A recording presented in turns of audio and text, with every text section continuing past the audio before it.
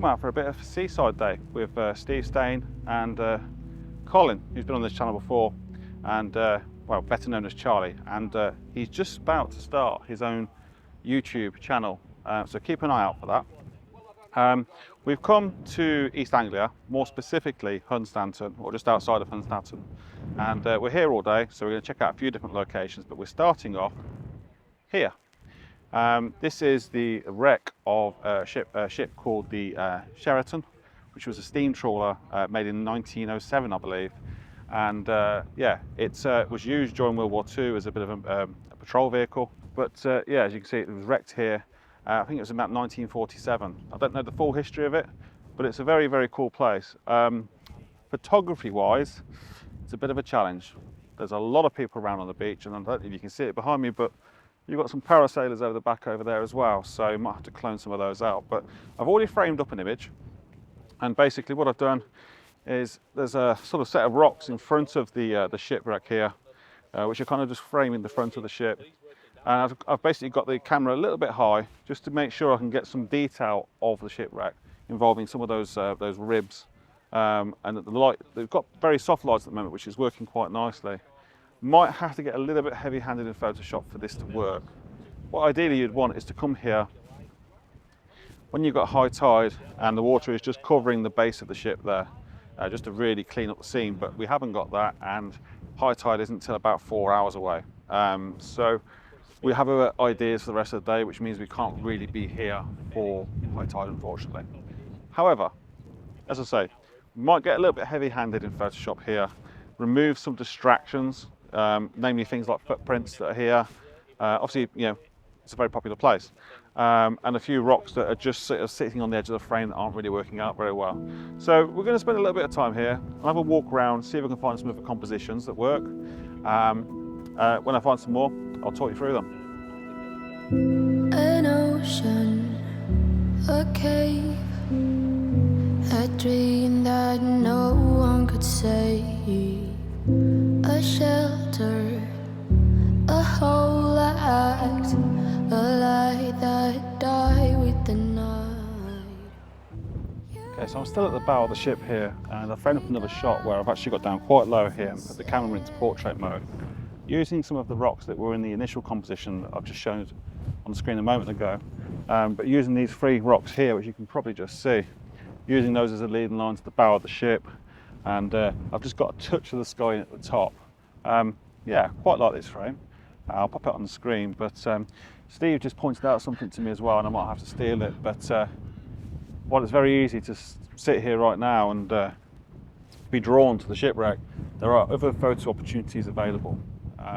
So to the right of you, there are these cliffs here, which have got this sort of, I guess it's like sandstone or clay sort of base layer, and above that you've almost got like a chalk layer of cliffs. So there might be some kind of abstract looking images that we can do with those cliffs. So yeah, well done Steve for pointing those out to me. So I'm still going to walk around the ship, see if I can find some more compositions, make the most of it while I'm here, and I may have a look at those cliffs in a bit.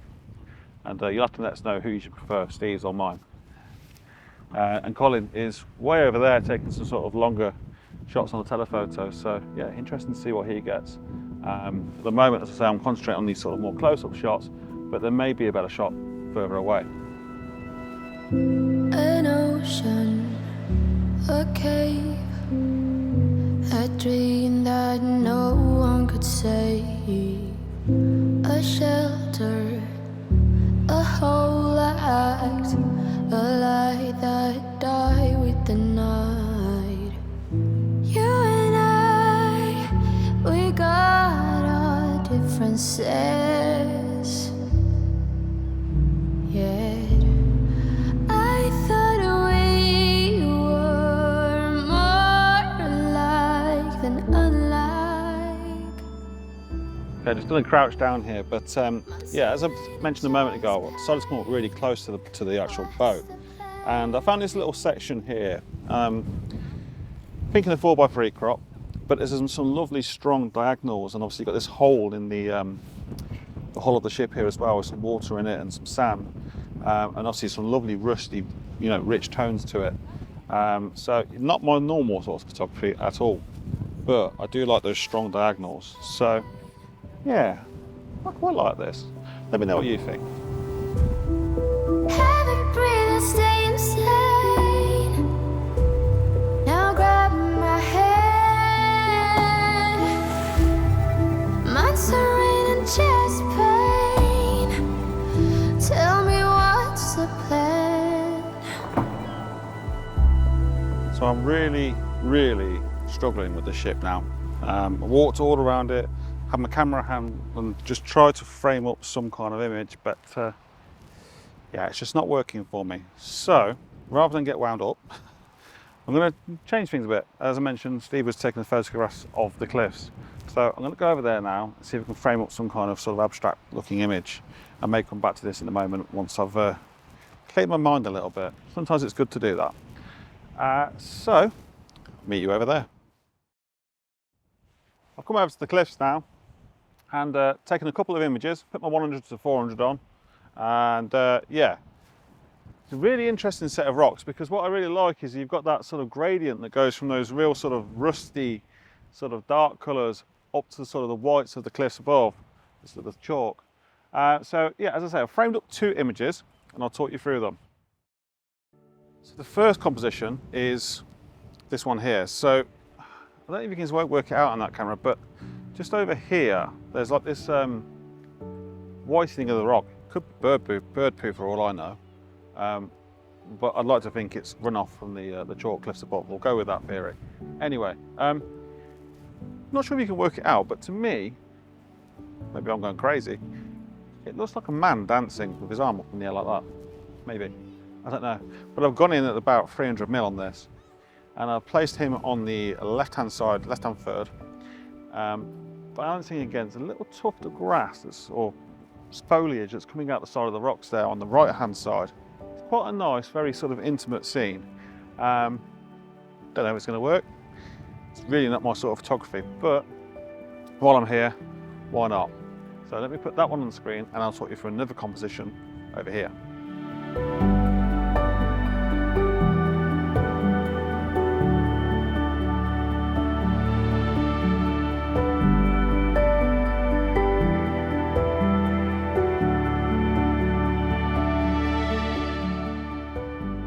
So this composition is only a good 30 meters from the last one I was talking about to the left, and you've got this sort of almost like a cave here, and I've gone in the portrait orientation, and what I'm doing is I'm just basically putting that pretty much on the right hand third, trying to get as much of this sort of, again, this runoff of the chalk cliff face there. It almost looks like ice, but that contrast between that white and that dark really looks quite special. So again, I'll put this one on screen. Out of these 2, let me know which one you prefer, but struggling now. I think we're pretty much done for this location. We've got the best look we can probably get out of it today. One I will come back to though, I think if you come back here with some beautiful light and high tide, I think it would look absolutely spectacular. So yeah, done for this location. Gonna head back up to the car now, and I think we're gonna go and get fish and chips.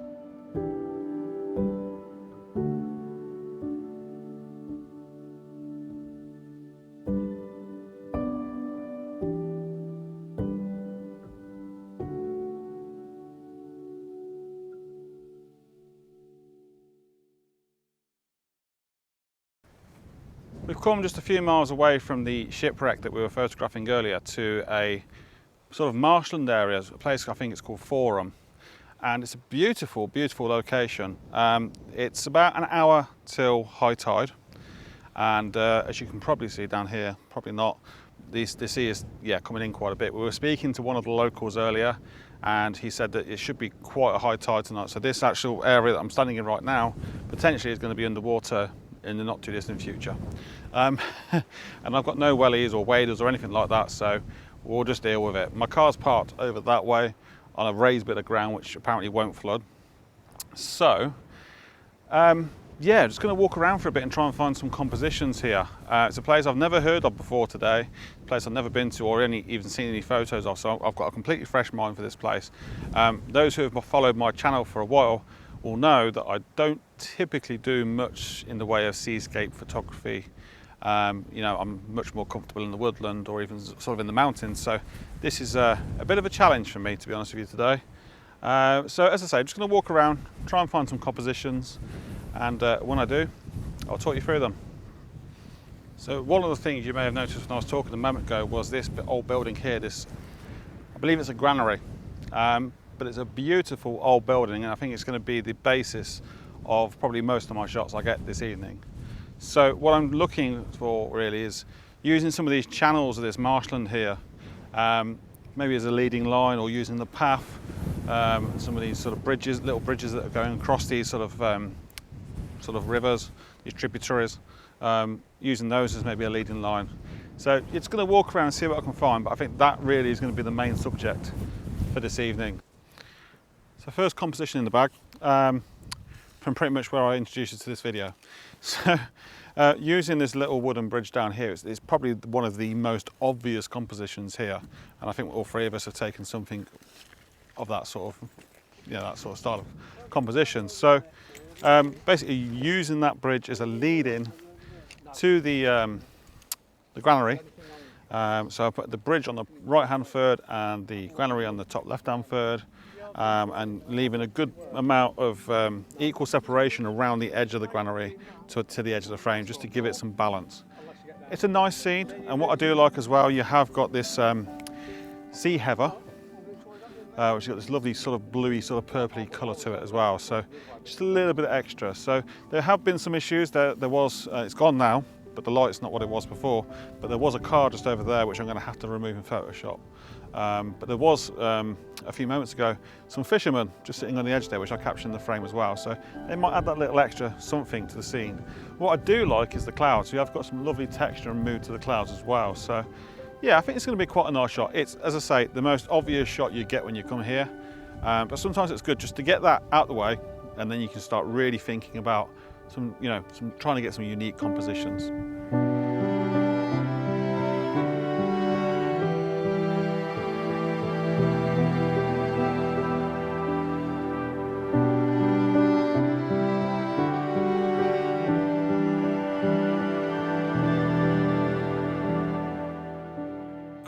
Back across this little bridge now towards the granary just there, and I'm not sure who found it. It was either Colin or Steve.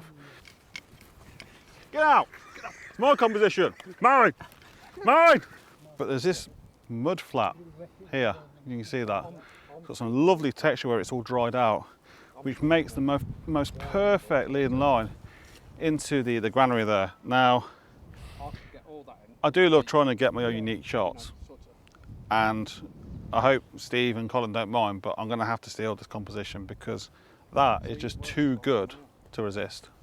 So yeah, go and check out Colin's and Steve's versions of these photos. I'm going to take my own as well. I'll talk you through the composition in the moment once they've taken theirs, and yeah, let us know which one you prefer.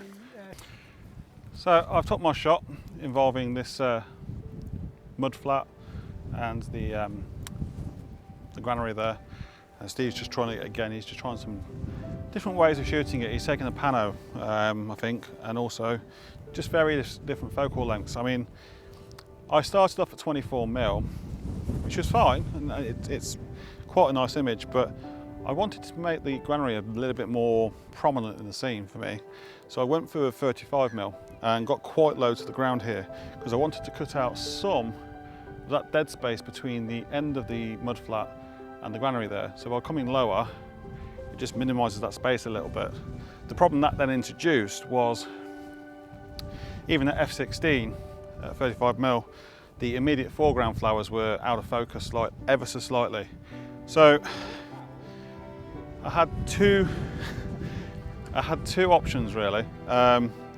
One, accept it, and I might just accept it, but then I've also retaken the same shot down there at 24mm at f16, which has put everything in focus, but obviously it is a wider shot. So what I might just do is, to solve that problem, is just simply crop in ever so slightly in post.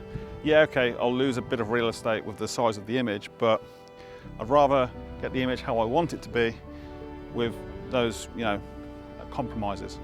Yeah, compromises seems to be the name of the game in my past two videos. So yeah, just sticking it out for a bit, frame up some more compositions here. I believe Colin over here has just done something on Facebook to try and embarrass me and Steve. So I'm going to go and have a look at that.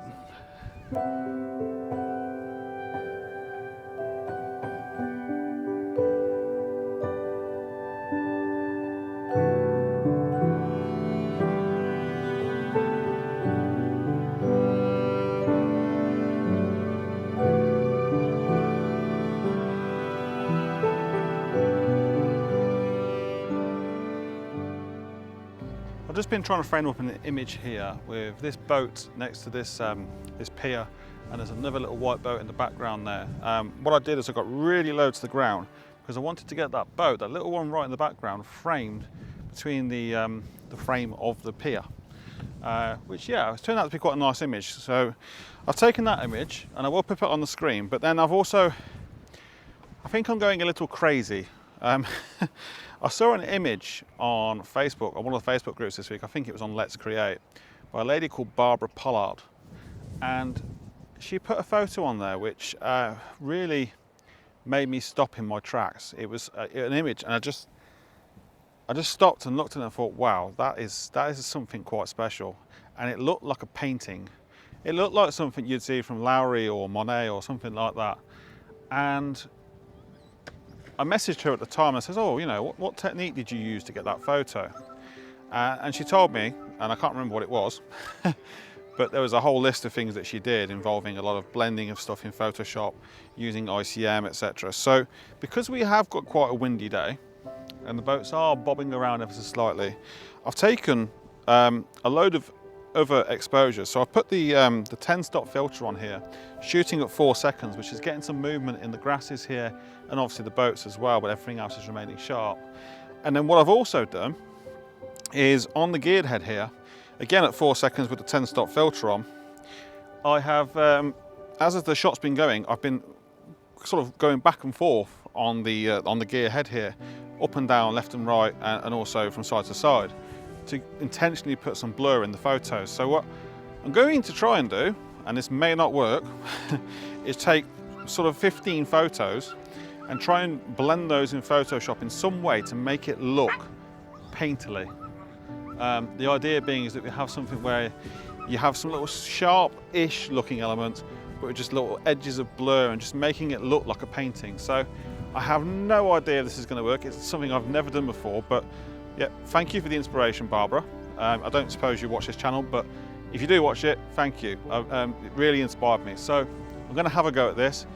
However it turns out, I'll pop it on the screen now. Let me know what you think in the comments.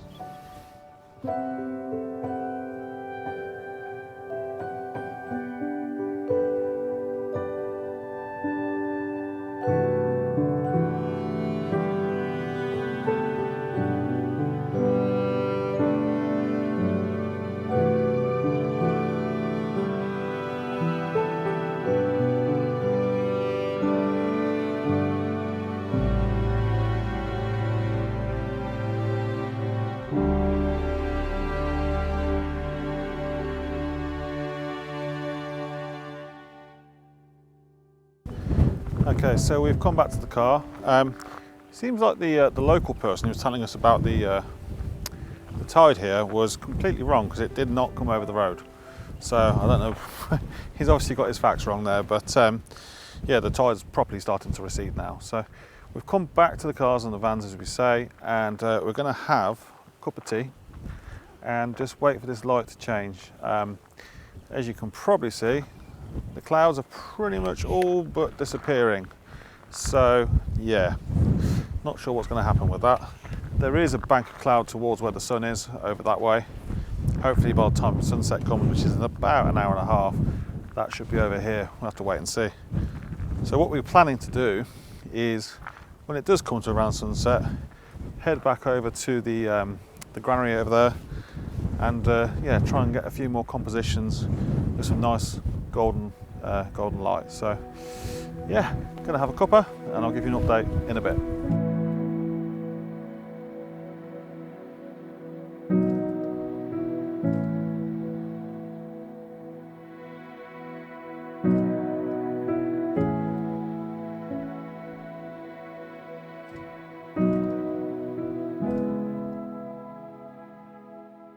So I walked around for a bit and find me back at the granary.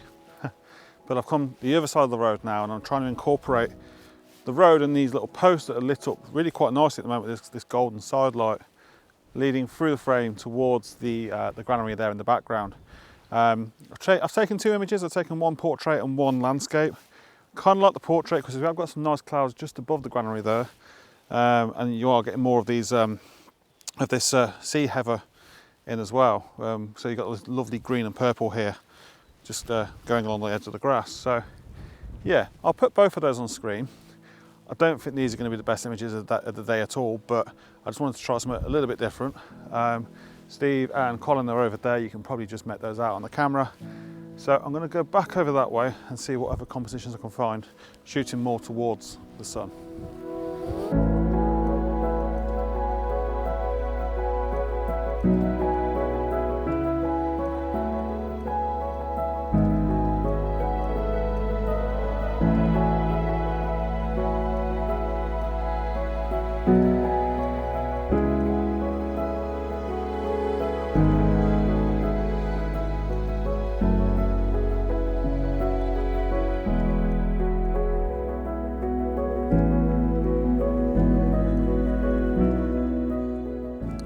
Came back over to the other side of the road here and tried to frame up the composition we took earlier with the mud salt flats, whatever you want to call them, but it wasn't working because we'd just lost the light on the puddle basically.